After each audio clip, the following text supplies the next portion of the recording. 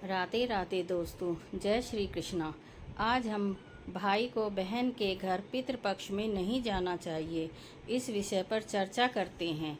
आशा है आपको यह बहुत ही पसंद आएगा और आप इसे सुनकर आनंद का अनुभव प्राप्त करेंगे। जय श्री कृष्णा। पितृपक्ष श्राद्ध पक्ष के समय कई नियम और परंपराएं बताई गई हैं, जिनमें से एक यह भी आता है कि भाई को बहन के घर नहीं जाना चाहिए। इसके पीछे धार्मिक, सामाजिक और आध्यात्मिक कारण बताए गए हैं। आइए इसे विस्तार से समझते हैं।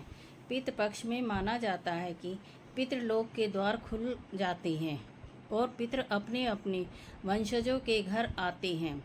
इस दौरान घर घर में श्राद्ध, तर्पण और भोजन कराया जाता है।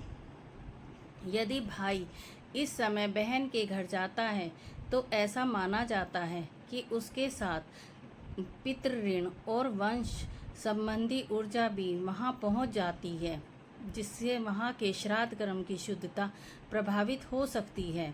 शास्त्रों में कहा गया है कि पितृपक्ष में केवल अपने घर पर ही भोजन, दान और श्राद्ध करना चाहिए। दूसरे घर जाकर खाने पीने या ठहरने से पुण्य का विभाजन हो जाता है। अगर बहन के घर जाएगा तो दोनों परिवारों के श्राद्ध कर्म आपस में मिले जुले हो जाते हैं और माना जाता है कि पितृ भ्रमित हो सकते हैं। पहले समय में यह परंपरा इसलिए भी रही है कि पितृपक्ष का समय शुद्ध आचार विचार का होता है। महिलाएं, बहनें भी अपने ससुराल के श्राद्ध कर्मों में व्यस्त रहती थी।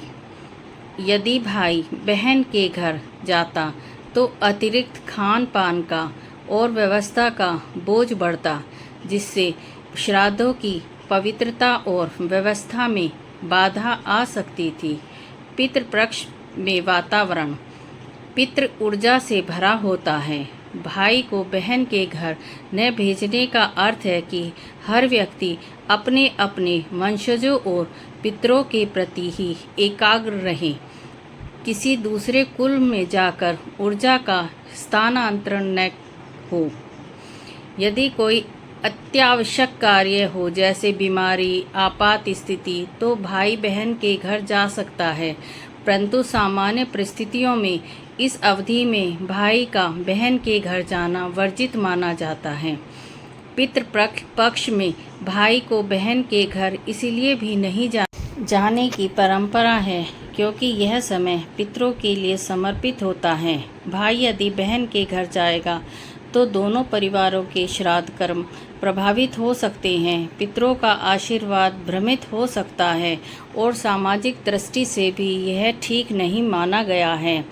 बहन को भी भाई के घर नहीं आना चाहिए पक्ष में, क्योंकि बहन अपनी ससुराल में रहकर अपने पितरों को संतुष्ट करती है, भोजन बनाकर, जिससे उसके पूर्वज संतुष्ट होते हैं। राधे राधे दोस्तों, यदि यह प्रसंग आपको अच्छा लगे तो आप इसे लाइक कीजिए, सब्सक्राइब कीजिए और अपने दोस्तों में शेयर कीजिए।